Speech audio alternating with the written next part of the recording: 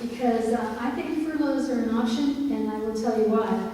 Dr. Beatty alluded to the fact that we're about to enter into one of our all-time worst situations, that after a period of 2 consecutive years of incredible cuts, we're now looking at another $30+ million, and I don't know where that's going to come from. You heard us talk about the programs that we love, and you heard us talk about how those programs impact our children for positive reasons, and yet where is that money going to come from? And do we really want to put people out on the street? I don't think so. We want to keep people employed in RUSD as long as we can. So I'm actually quite a proponent of furloughs for everyone, starting at the top with our superintendent, because I believe that we all are going to have to take our share of this. This is something we're all going to have to experience.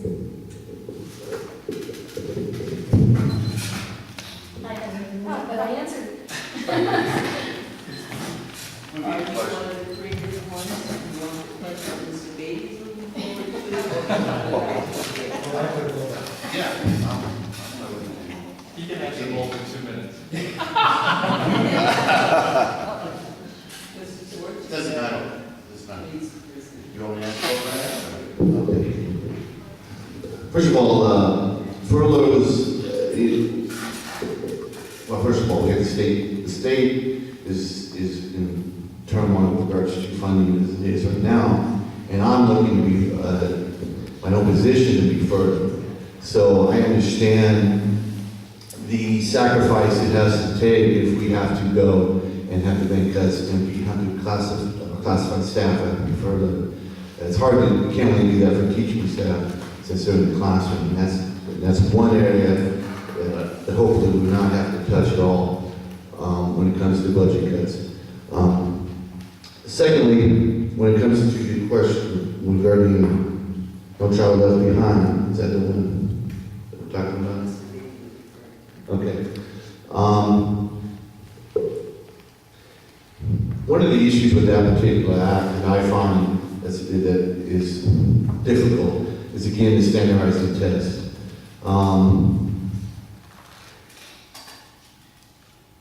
The way that the act is set up is set up based upon if the scores are low, then we can get more funding, which is great, but then you have to use means through the federal government funding to help improve the scores, which I think is great. The problem is the federal government has not provided the money that they said they were going to do. So that's definitely an issue regarding that. And one other issue regarding the No Child Left Behind Act is they forgot the most important element, and that's the teachers. They forgot about the teachers. They were concerned with the students' achievement and what it takes for them. They forgot about the teachers.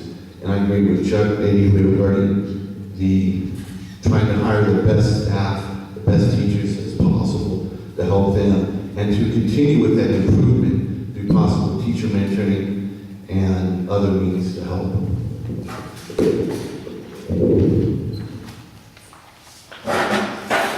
Your assignment is to be both questions. Oh, thank you. My problem with furloughs is that could be done, and of course it has to be negotiated, which we just can't do that automatically.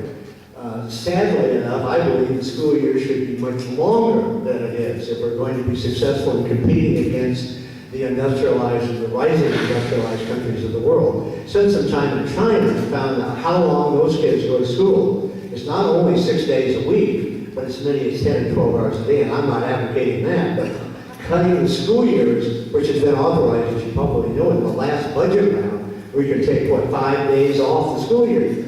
Well, and we may have to, remember, I use the percentage 90, but it's actually 92+% of our people are the budget. So it'll be hard for us to avoid. I guess my personal preference would be to look first at step and column.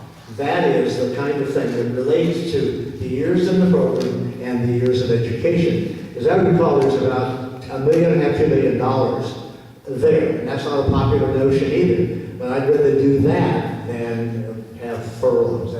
But we may have to have all those things, unfortunately. The last question, the one I really like to was the whole business of No Child Left Behind.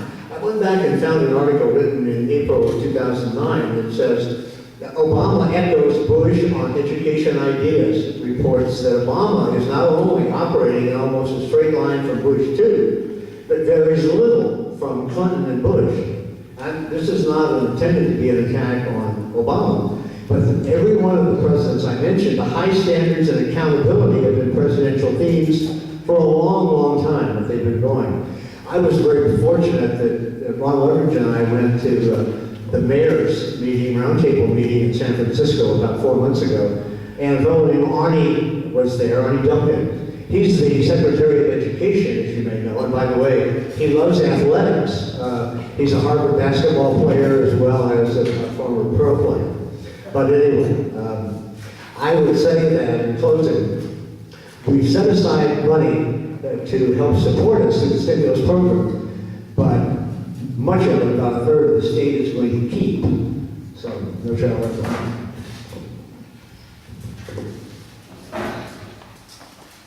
With two questions before you. The first one being, do you recall? Let me read I that. do recall, but let's read it again. Okay. As a means of addressing deficits, what is your position for the use of furloughs for non-teaching employees? My position on furloughs, well, my brother is a high school teacher in Oregon, and not long ago, Oregon just chopped off a week or two of their school year, because when you don't have money, you don't have money. So, unfortunately, I'm very glad also that we've had a previous excellent superintendent, and an excellent one, obviously, now, because he's going to have to communicate to the community very well in that there's going to be cuts made. It's not an if, there's definitely going to be things that have to be cut. As a federal agent who reviews programs for efficiency, I have to say that everything's on the table. Not to be chopped completely, but everything can be streamlined, and just when you think it can't, it can. It might hurt, but just in looking at the numbers, I don't think there's any way to get around it. I would like to answer the second question also. So, May I read that first? yes, absolutely. President Obama seems to be following in the footsteps of former President Bush in regard to No Child Left Behind. Do you think Obama and Bush differ on any points within the initiative, and what, if anything, do you think needs to be done to improve? Well, I think I'll answer the back end of that question first. I think everything that the federal government hands down can be improved through local control. It's insane to see things run out of Washington, D.C. I can barely get paid, to be honest with you. So it needs to be more local control, especially in the education environment.